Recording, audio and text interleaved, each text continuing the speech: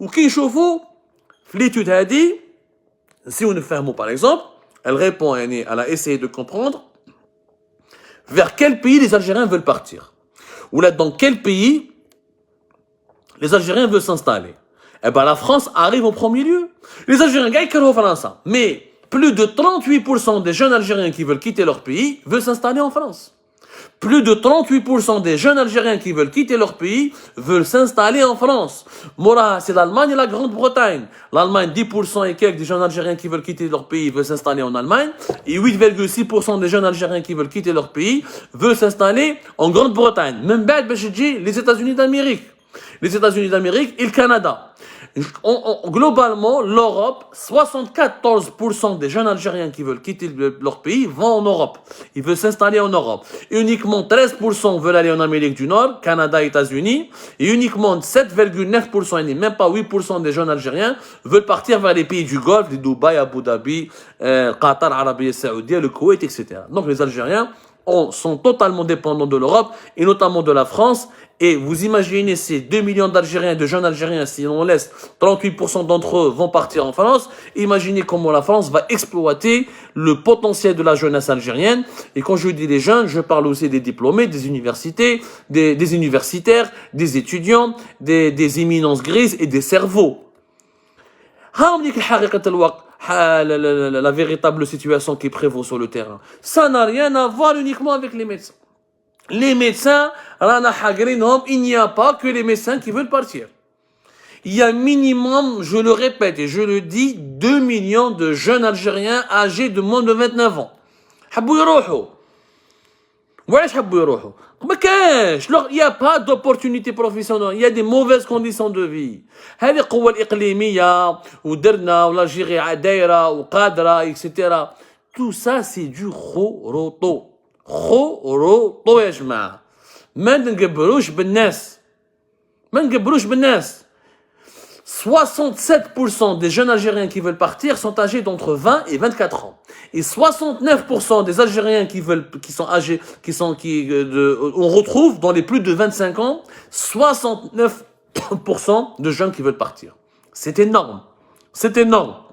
Yani, encore une fois, de 20 ans à 29 ans, le désir d'immigration, il est très très fort chez les jeunes, parce qu'encore une fois, ils ne voient pas leur avenir dans leur propre pays. لو كان يا سيدي ما درتوش ديمقراطيه ما قلناش ما درتوش دوله بالحريات الفرديه ما قلناش mais au moins donner du travail à ces gens-là, donnez-leur du travail, laissez-les se nourrir, laissez-les avoir leur propre maison, logement, leur voiture, s'épanouir dans leur propre pays. En Algérie, nous avons 6,5 millions de travailleurs qui touchent moins de 30 000 dinars.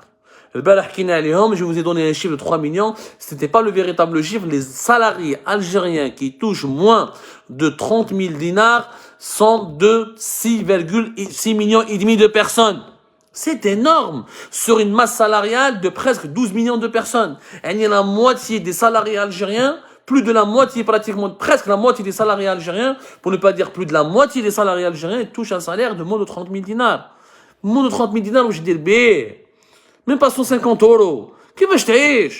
Ni le médecin, ni l'ingénieur, ni l'étudiant, mais qu'est-ce qu'insan li hab li عنده يعني un sens de la dignité, un sens de l'honneur, اللي حاب يعيش وراسه مرفوع, il va pas rester en Algérie. هذه الحكايه تاع نقدروا نعيشوا في بلادنا ناكلوا الحجر ونعيشوا في بلادنا. ولا بليبار اللي يقولوها هم اللي عايشين في الكندا. واحد عايش في الكندا يبعث لي يقول لي انا ناكل حجر ونقعد جزائري وتحيا الجزائر مع النظام الجزائري ومع ها عايش ها ولي المسيله لك عايش في كندا. كيت مونريال يبغى تنستالي في مسيله ولا الجلفه ولا بوسعاده. ما تقولهاش البلاد مساكن اللي ما عندهم والو شكاره حليب بالسيف خدمه ما كاش ني خدمه ني خدمه ني طوموبيل ني لوجمون باه يتزوج بدعاوي الخير باه يعيش باه يكبر باه يلبس روحه.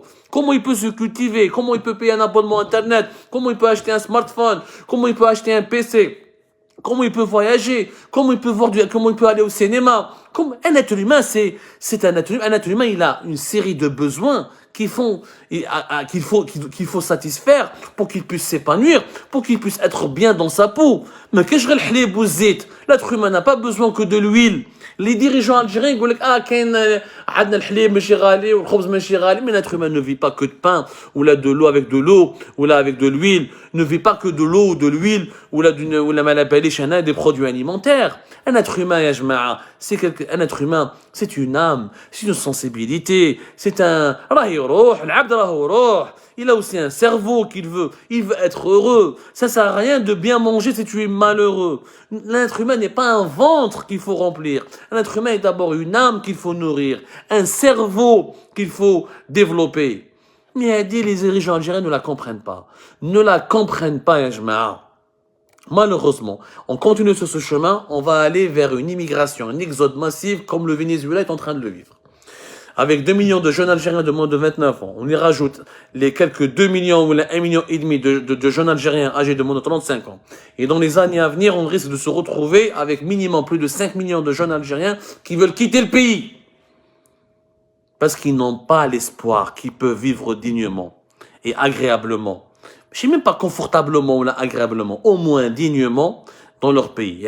La vie digne, encore une fois, la dignité ne se résume pas à un morceau de pain, à un bidon d'huile ou là un sachet de lait. La dignité, c'est lorsque je peux lire, lorsque je peux m'épanouir, lorsque je peux sortir, lorsque je peux avoir un logement qui ماشي عيش بطناش ماشي